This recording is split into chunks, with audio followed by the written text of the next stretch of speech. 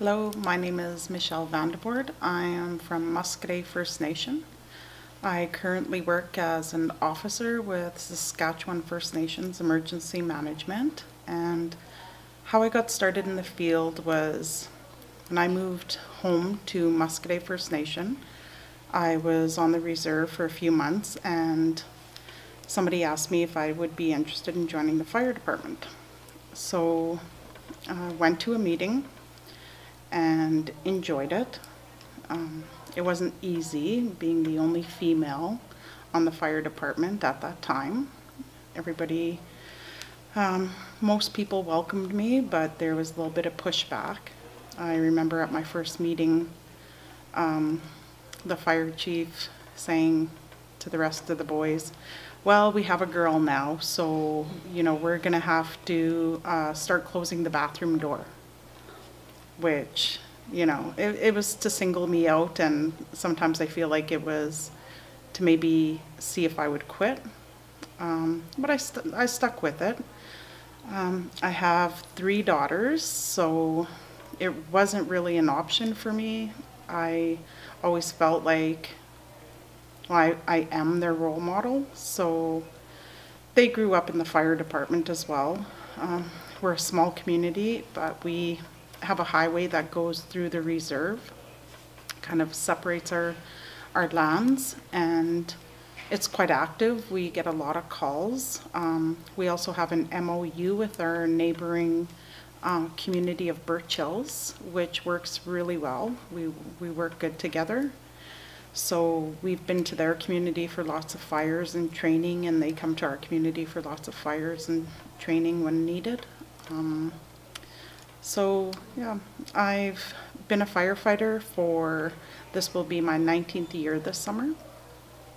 And so that started a passion. And a little bit of background is on the reserve, I started working at the store, then went into home care, got a job at the school where I worked for 11 years, starting as an EA and then the community school coordinator.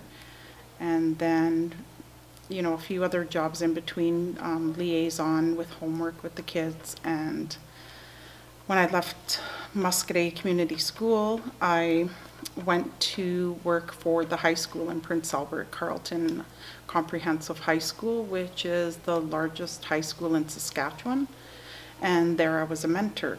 And my job there was to increase the Aboriginal graduation rate, which really opened my eyes to what our youth are going through, their needs, lots of the problems they're encountering in our high school systems.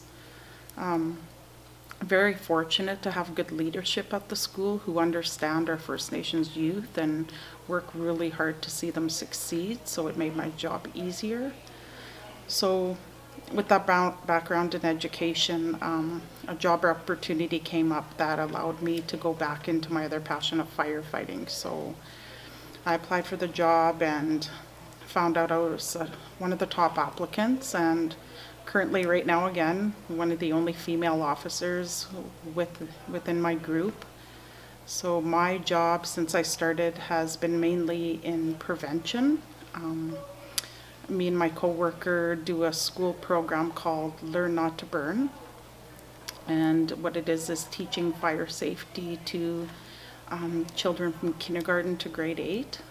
And it was challenging when I first started because there wasn't a lot of material that I could find for the program. Learn Not to Burn is an NFPA program, and the materials online are for teachers, which I always share with the teachers.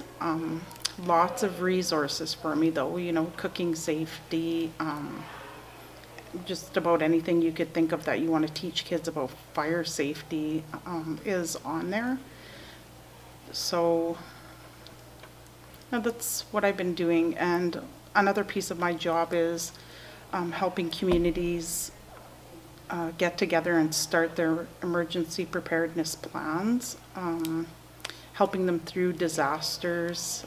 The past summer we assisted Pelican Arrows. They had a huge fire threatening their community, so we helped from everything from registration to getting information out.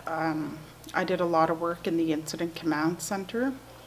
Lots of my time was there, so learning how that role was and all of the roles within that command center. I also spent some time in the evacuation center in Saskatchewan, so that was an eye-opener. The youth has always been a passion. Like it starts in my own home with my 3 daughters, right? Being a role model and a single mom for most of that time raising them. Working with the kids for, it feels like it's been forever since I moved home. You know, the kids have always been either around my house or I've been working with them, and I have this really strong belief and passion that our children are the future and they're leaders, and if they stood up and started taking control of more things in their communities, that we would see better change. They don't realize how powerful they are, you know, until they start speaking. And talking to the group yesterday, I used, you know, look at what's happening in the United States right now with the youth and how they're speaking up about guns. And you're starting to see change, you know. The NRA is, you know, some of the bigger companies are taking guns off their shelves, and that's totally because of the youth standing up to what they believe in. And I have all of the hopes and dreams and, you know, all of my knowledge I pass down. I just want them to be the leaders that I know they are, that I know they can be. It's just seeing the youth and what they're doing in their communities already, seeing that passion that they have to drive change, and just needing a little bit of help to either find money for a fire truck or, you know, a warning system for their community. Is, you know, it's all there. They have the drive to do it, and it's what drives me, you know, seeing them so passionate about their own communities and wanting their communities to be better is probably the biggest thing I've learned. Is, you know, listen to them, listen to the kids, let them run with ideas and programs when they come to you.